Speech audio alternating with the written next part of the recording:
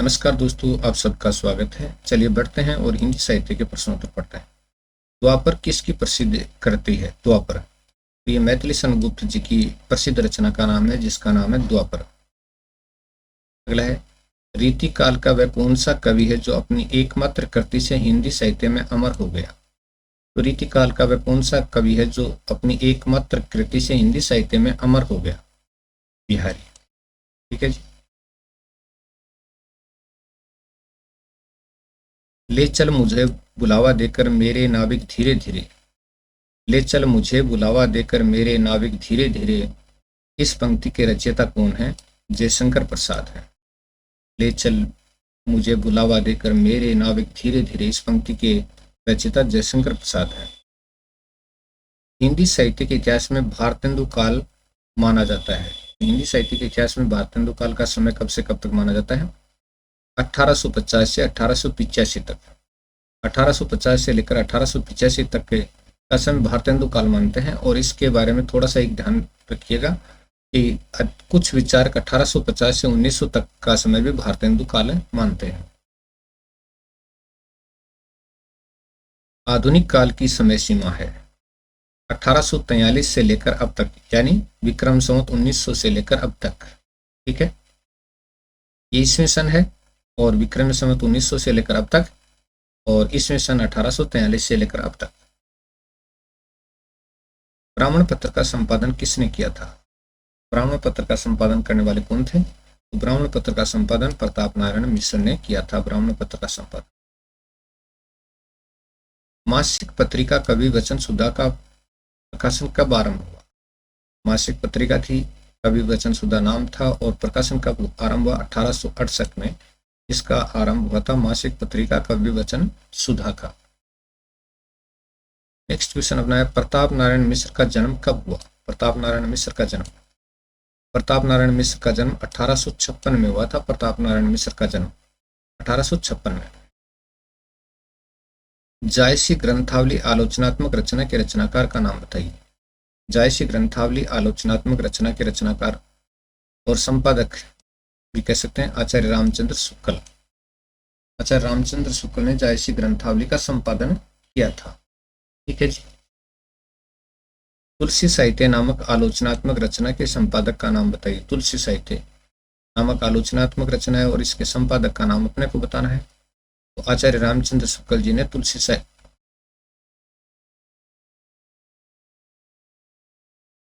जो रचनावली है उसका संपादन किया था। देखिएगा, तुलसी साहित्य नामक आलोचनात्मक रचना का संपादन। ठीक है। परमरगीत सार नामक रचना के संपादक का नाम बताइए। परमरगीत सार नामक रचना के संपादक का नाम बताना है। तो यह आचार्य रामचंद्र शुक्ल की रचना है भ्रमरगीत सार। आचार्य रामचंद्र शुक्ल की रचना का नाम है भ्रमरगीत सार। भोर का तारा एकांकी का प्रकाशन कब हुआ? भोर का तारा एकांकी का प्रकाशन 1937 में, और ये जगदीश चंद्र माथुर का एकांकी है भोर का तारा। 1937 में इसका प्रकाशन हुआ था और जगदीश चंद्र माथुर का एकांकी है।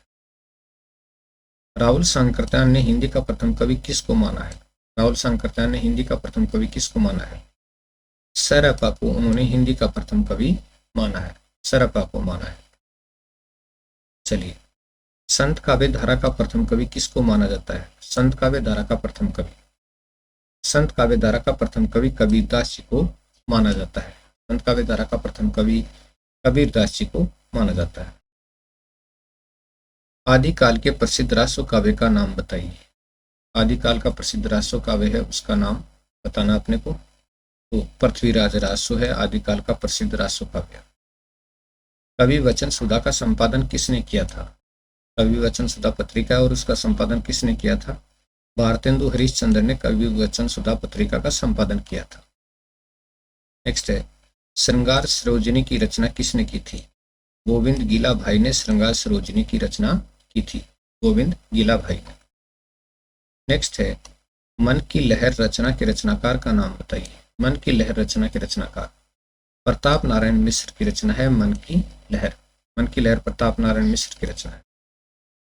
अगला है, पावस पयोनिधि की रचना किसने की? पावस पयोनिधि की रचना तो पावस पयोनिधि की रचना की थी गोविंद गीला भाई ने की थी पावस पयोनिधि की रचना गोविंद गीला भाई ने। नेक्स्ट है सरस्वती पत्रिका का प्रकाशन कब से आरंभ हुआ। सरस्वती पत्रिका का प्रकाशन कब से आरंभ हुआ। सन 1900 ईस्वी से सरस्वती पत्रिका का प्रकाशन आरंभ हुआ था। नेक्स्ट है राधा मुख षोडशी की रचना किसने की थी। राधा मुख षोडशी की रचना गोविंद गीला भाई ने राधा मुख षोडशी की रचना की थी। गोविंद गीला भाई ने राधा मुख षोडशी नामक रचना लिखी थी। पृथ्वीराज रासो की रचना किसने की। पृथ्वीराज रासो की रचना पृथ्वीराज रासो की रचना चंद्रवरदाई ने की थी। चंद्रवरदाई ने पृथ्वीराज रासो की रचना की। पृथ्वीराज रासो में कितने समय है। पृथ्वीराज रासो में 69 समय है। 69 समय है पृथ्वीराज रासो में। नेक्स्ट है पृथ्वीराज रासो को किसने पूरा किया था। पृथ्वीराज रासो को किसने पूरा किया था। तो जलन ने पूरा किया था। ये चंद्रवरदाई के पुत्र थे जलन, इन्होंने पृथ्वीराज रासो को पूरा किया था। अगला प्रश्न है पृथ्वीराज रासो का प्रधान रस कौन सा है। तो पृथ्वीराज रासो में कौन सा रस प्रधान है। कौन सा रस प्रधान है। वीर रस प्रधान है पृथ्वीराज रासो में। पृथ्वीराज रासो में कौन सा गुण प्रधान है। कौन सा गुण प्रधान है पृथ्वीराज रासो में। ओज गुण की प्रधानता है पृथ्वीराज रासो में। ओज गुण की प्रधानता है। नक्सिक की रचना किसने की थी। नक्सिक की तो नक्सिक नाम की बहुत सी रचनाएं हमको देखने को मिलते हैं हिंदी साहित्य में। दिवाकर भट्ट ने 1884 में नक्सिक नाम की रचना की थी। हरिश्चंद्र चंद्रिका का संपादन किसने किया। हरिश्चंद्र चंद्रिका का संपादन हरिश्चंद्र चंद्रिका का संपादन किया था भारतेंदु हरिश्चंद्र ने। हरिश्चंद्र चंद्रिका का संपादन किया था। नेक्स्ट है नवोढ़ा रत्न की रचना किसने की थी। नवोढ़ा रत्न की रचना दिवाकर भट्ट ने नवोढ़ा रत्न की रचना की थी। दिवाकर भट्ट ने। त्रपेनताम रचना के रचनाकार का नाम बताइए। त्रपेनताम रचना के रचनाकार त्रपेनताम रचना के रचनाकार प्रताप नारायण मिश्र है। प्रताप नारायण मिश्र की रचना त्रपेनताम। प्रेम सत्सई की रचना किसने की थी। प्रेम सत्सई की रचना तो प्रेम सत्सई की रचना गुलाब सिंह ने की थी। प्रेम सत्सई के रचनाकार कौन है। गुलाब सिंह है। सूरसागर किसकी रचना है। सूरसागर सूरदास की रचना है सूरसागर। तो सूरसागर के रचनाकार कौन है। सूरदास जी। उत्तर अपभ्रंश को पुरानी हिंदी किसने कहा था। उत्तर अपभ्रंश को पुरानी हिंदी पंडित चंद्रदास शर्मा गुलेरी जी ने कहा था। उत्तर अपभ्रंश को पुरानी हिंदी। नेक्स्ट है ये रेखाएं ये दायरे एकांकी के रचनाकार का नाम बताइए। ये रेखाएं ये दायरे एकांकी के रचनाकार का नाम तो ये विष्णु प्रभाकर का एकांकी है। ये रेखाएं ये दायरे। नेक्स्ट है चतुष्पथ एकांकी के रचनाकार का नाम बताइए। चतुष्पथ एकांकी के रचनाकार सेठ गोविंदास का एकांकी है चतुष्पथ। चतुष्पथ एकांकी किनका है। सेठ गोविंदास का एकांकी। अगला प्रश्न अपना है सुहाग बिंदी एकांकी के एकांकीकार का नाम बताइए। सुहाग बिंदी एकांकी एकांकीकार सुहाग बिंदी एकांकी के एकांकीकार गणेश प्रसाद द्विवेदी है। गणेश प्रसाद द्विवेदी की रचना है सुहाग बिंदी। नेक्स्ट है आनंद कादम्बिनी पत्रिका का संपादन किसने किया था। आनंद कादम्बिनी पत्रिका का संपादन किसने किया था। बद्री नारायण चौधरी प्रेमगन ने आनंद कादम्बिनी पत्रिका का संपादन किया था। नेक्स्ट है प्रेम संदेशा की रचना किसने की थी। प्रेम संदेशा की रचना तो प्रेम संदेशा की रचना करने वाले थे रायकृष्ण देव शरण सिंह गोप ने की थी। गोप का पूरा नाम क्या है। रायकृष्ण देव सिंह सॉरी रायकृष्ण देव शरण सिंह और उपनाम इनका है गोप।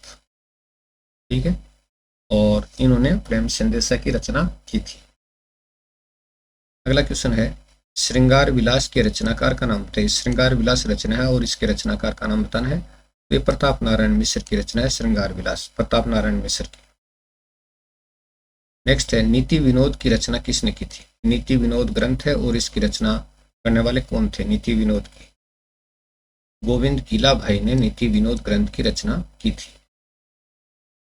नेक्स्ट है मातृ मंदिर एकांकी के रचयिता का नाम बताइए। मातृ मंदिर तो यह हरिकृष्ण प्रेमी का एकांकी है मातृ मंदिर। सूर सारावली किसकी रचना है? सूर सारावली सूरदास जी की रचना का नाम है। सूरदास किस शाखा के कवि थे? कृष्ण भक्ति के सगुण शाखा के कवि थे। तो कृष्ण भक्ति काव्य धारा की सगुण शाखा के कवि थे सूरदास जी। अगला है, सूरदास जी ने प्रमुख रूप से किस रस का वर्णन किया है? सूरदास जी ने प्रमुख रूप से किस रस का वर्णन किया है? वत्सल रस का प्रमुख रूप से वर्णन किया है।